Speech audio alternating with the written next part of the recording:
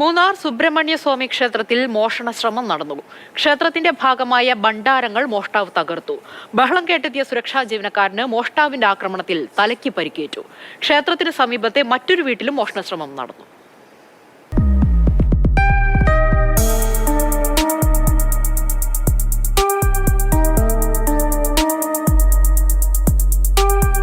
കഴിഞ്ഞ രാത്രിയിലായിരുന്നു മൂന്നാർ ടൗണിന് സമീപം സുബ്രഹ്മണ്യസ്വാമി ക്ഷേത്രത്തിൽ മോഷണ ശ്രമം നടന്നത്.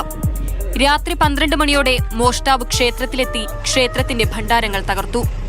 ശബ്ദം കേട്ടെത്തിയ സുരക്ഷാ ജീവനക്കാരനെ മോഷ്ടാവ് ആക്രമിച്ചു. കമ്പിവടി കൊണ്ട് തലക്കെടിയേറ്റ സുരക്ഷാ ജീവനക്കാരൻ ആശുപത്രിയിൽ ചികിത്സയിലാണ്.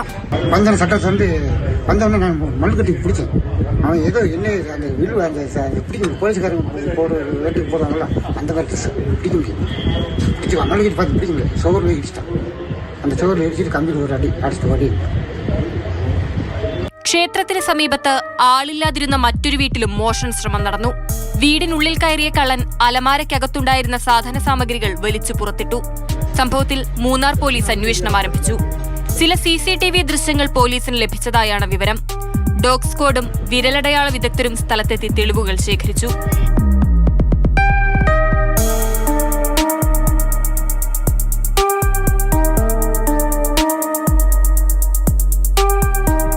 മാതൃഭൂമി ന്യൂസ്, ഇടുക്കി.